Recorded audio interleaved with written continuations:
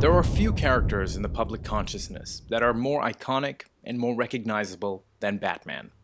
Much has been made about what makes the Bat such an incredible symbol of strength and resilience.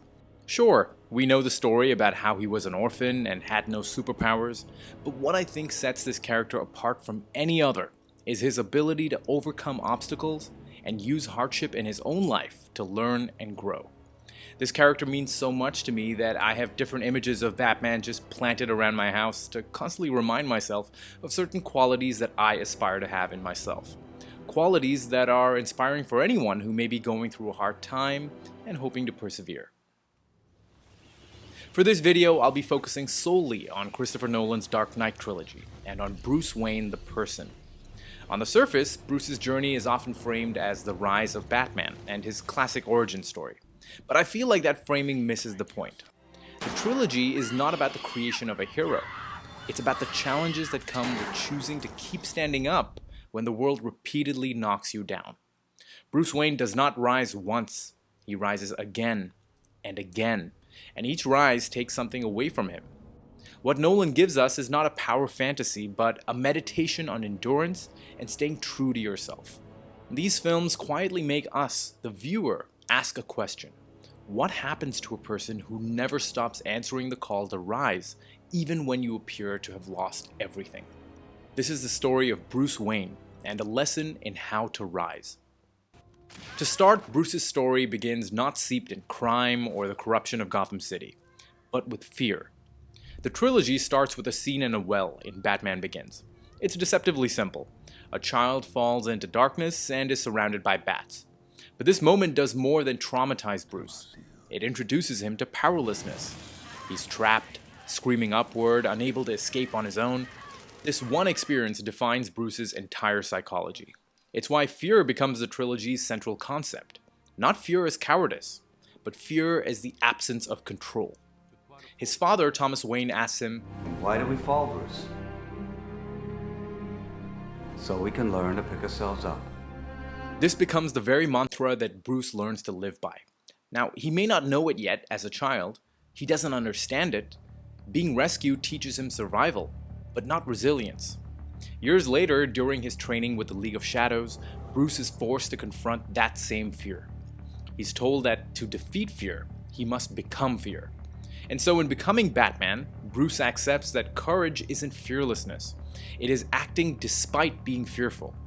Instead, he realizes that the bats that once symbolized helplessness for him can become a symbol of control.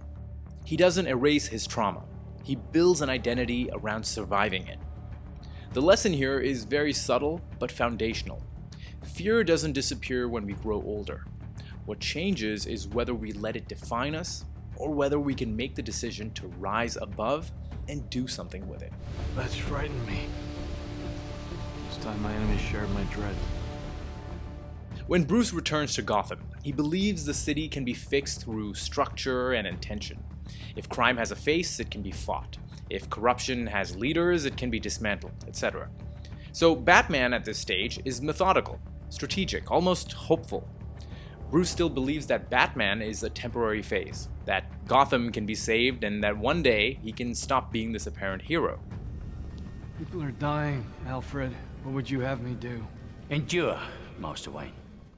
Then there's Rachel Dawes, Bruce's one single hope for a normal life. She represents a future where Bruce finally doesn't have to define himself by pain. Remember that Bruce wants to believe that Batman is just a phase, something he must endure before becoming whole again. Now, Rachel is not just a love interest. She is a mirror, someone who sees him as he was and as he could be. Imagine how much that could mean to anyone if you're able to find someone who sees you that way. When Rachel tells Bruce that it's not who you are underneath, but what you do that defines you. This advice feels empowering. It's great as a concept, but still over time it becomes isolating, as you can imagine. Bruce is trying to do right by his city, by the memory of his parents, by Rachel. His actions consume the space where a shared life between the both of them could exist. And so in The Dark Knight, Bruce believes Harvey Dent can finally replace him. Harvey is public, lawful, and visible, everything that Batman is not. Bruce even plans to reveal his identity, stop being Batman, and reclaim his life. This is the closest Bruce ever comes to peace. And then, Rachel dies. Her death isn't just tragic for him, it's destabilizing. Bruce loses the future he was moving himself toward, the idea of a life he could have had, and the hope for potential happiness. That would shake anyone to their very core. Later, he finds out that she writes him a letter telling him that she chose not to marry him. Dear Bruce, I need to be honest and clear. I'm going to marry Harvey Dent. I love him, and I want to spend the rest of my life with him. You have to find another way. You used to talk about finishing, about a life beyond that awful cave. Alfred, Rachel died knowing that we had decided to be together. That was my life beyond the cave. I can't just move on. How could you not become cynical and jaded and think that absolutely nothing matters anymore? Well, even though it breaks him for a while, he continues on and chooses to rise for something bigger than just himself. But this rise is heavier. A rise above heartbreak and grief by coming back to himself and his purpose. In The Dark Knight, the Joker's role is often described as chaos, and the idea that he just wants to see the world burn. But his real tactic is moral exhaustion. He doesn't just want to defeat Batman physically. He wants to prove that Batman's sacrifice is pointless, that his ideals would collapse under enough pressure, that none of it matters. He uses Harvey Dent as the proof that Gotham's White Knight could fall and be corrupted. It helps the Joker prove that even the best of us are fragile, that righteousness is situational and often conditional. What Batman does is indicative of how, despite everything he has been through, he chooses to fight for something bigger. And so, he chooses to lie. He takes the blame for Harvey's crimes so that Gotham can continue to believe in good, even if that belief is based on distortion. Batman becomes the villain so that hope can survive. I killed those people. That's what I can be. No, you can't. You're not. I'm whatever Gotham needs me to be. This is all for the city that took his parents and his love away from him. He wanted to rise above that for something bigger than himself. By the time we get to The Dark Knight Rises, the cost of that lie is fully realized. Bruce Wayne is isolated, his body is damaged, his home is empty, and Batman is a pariah. Gotham doesn't remember him kindly. This is what long-term sacrifice looks like, and the toll that it can take. Bruce didn't just lose a battle. He lost identity, direction, and goodwill. Everything he did for Gotham came at the cost of the man beneath the mask. This is one of those moments that can crush a person. Maybe you lose faith in yourself and the world and just want to give up. This is a moment when you might feel like you want to retreat and disappear from existence, just like Bruce felt. He felt this way because, despite everything, he too is human. But you didn't move on. You never went to find a life, to find someone. Alfred, I did find someone. I know, and you lost them. But that's all part of living, sir. But the good fight continues, so you continue to pick yourself back up again. Enter Bane. Bane doesn't challenge Batman's ethics like the Joker did.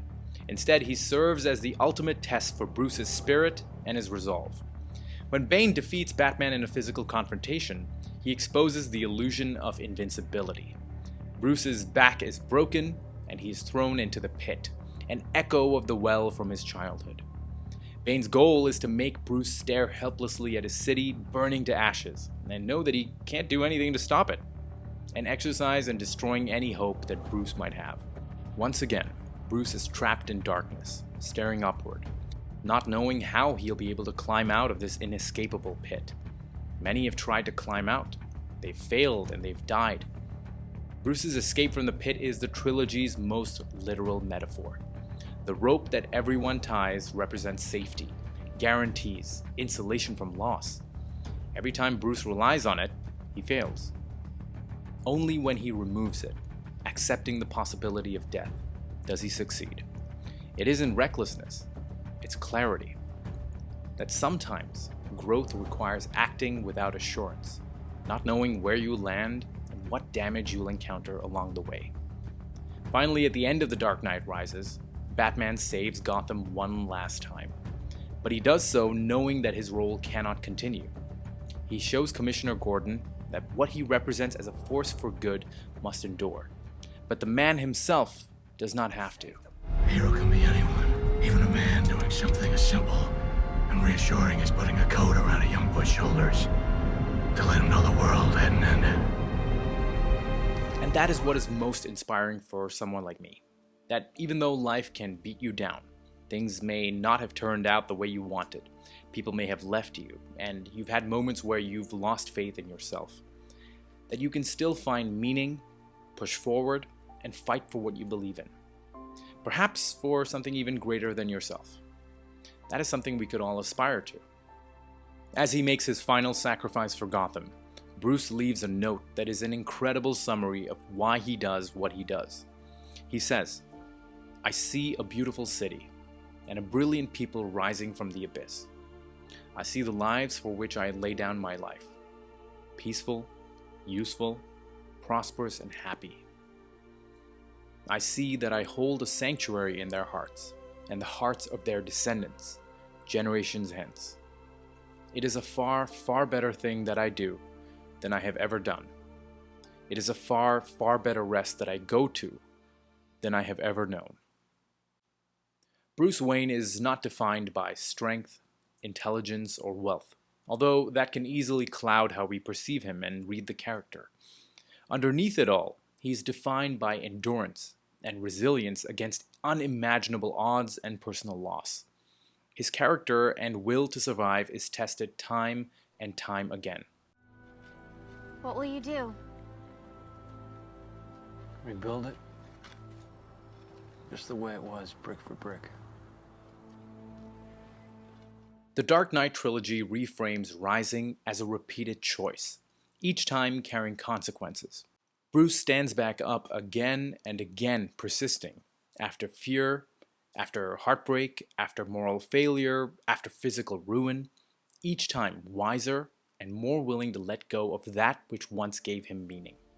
It's quiet and misunderstood, but perhaps the most inspiring. That's why this matters, and serves as a reminder for anyone out there who might feel like all hope is truly lost and there's nothing left to fight for. You might ask, what would you have me do? Well, endure. Not because you're a comic book superhero like Batman, but because even after being broken, rejected, forgotten, and abandoned, it is still possible to rise.